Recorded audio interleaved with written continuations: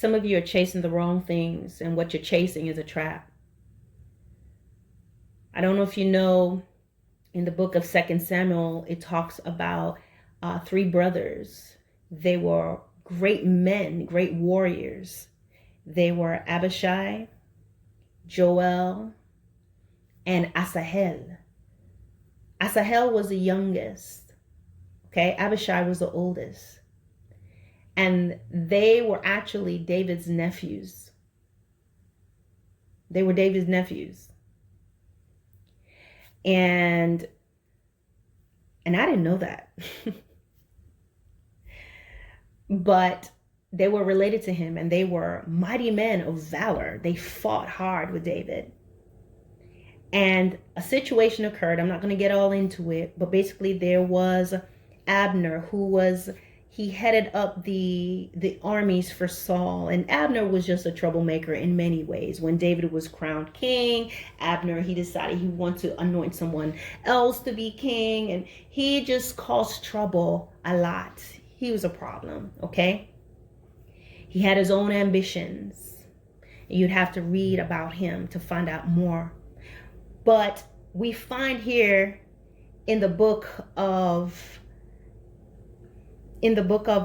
Samuel, where there's a hot pursuit against Abner and his men, because Abner had set up an ambush and had killed some of David's men. And so here's this pursuit of Abner and some of his men, and Asahel, these three brothers, Asahel, Joab, and Abishai, was chasing them.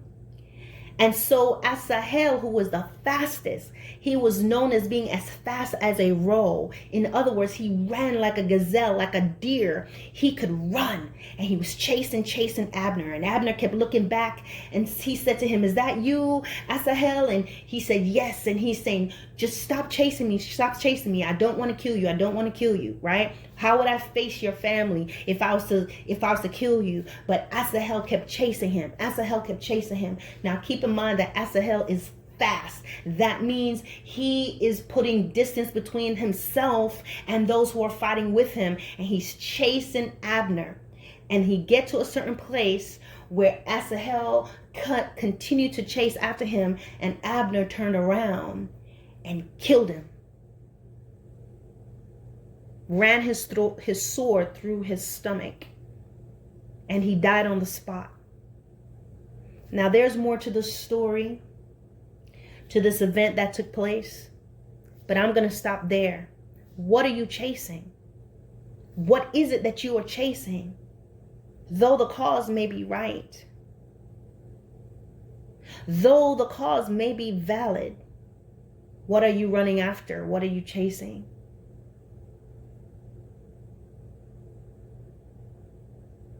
Be careful.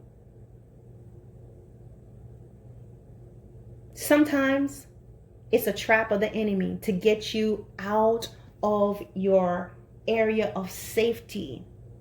It's to pull you out of the area where you are covered. You could be getting ahead of God. Some things you don't need to chase. Some things you don't need to follow. Because in the end, even in that event, Asahel's brother kept chasing after Abner. And at a certain point, I think Abner and his men went down into a valley. And there's a point where Joel, who's a leader, he blew the trumpet for the pursuit to cease. And then they went back and collected the body of their brother. But the brothers had the intent to chase him all the way until the morning. But Abner said something to the effect of, will more people continue to die by the sword? And Joel, being a mighty leader, had it in himself to cease, not fear, but to cease at that moment, because he realized to continue to chase would be more bloodshed, maybe for his men. But you'll find later on, he does get Abner back. But this video is to get back to what I'm saying. Use wisdom. Use wisdom in every situation, whatever it may be.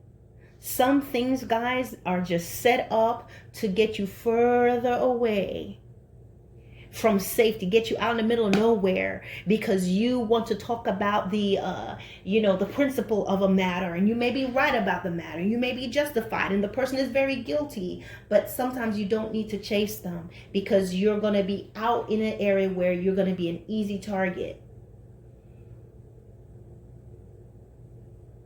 God will give you the wisdom. Some of you already know right now what I'm talking about, and then there are others, maybe this will click later on, or there'll be a situation where you say, okay, I see what that was about. Abner was not using a tactic to lure out Asahel. Asahel was just fast like that. Abner was running.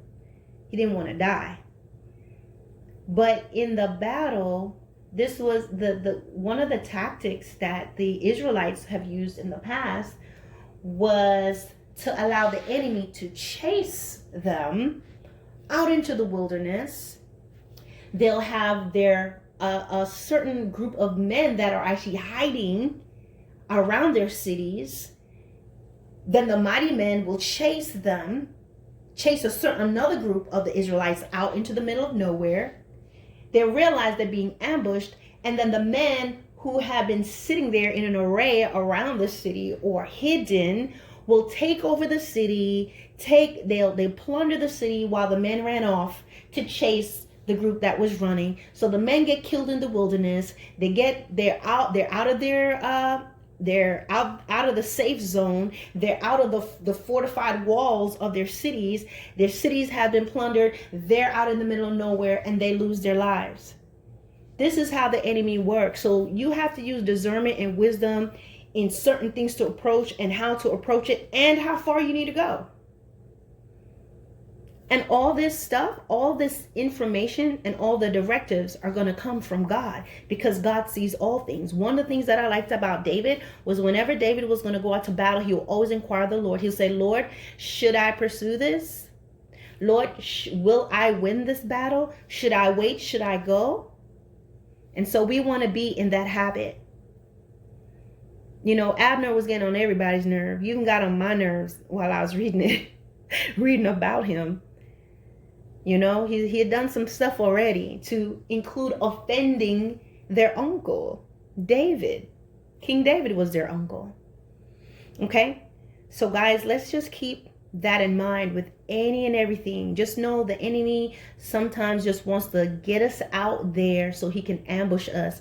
That may include conversations, that may include relationships, that may include just, some of this could even be court proceedings and court battles. Use wisdom in what God wants you to do, who you're pursuing, who you're going after, what the situation may be. Okay? All right, guys. Hope this makes sense.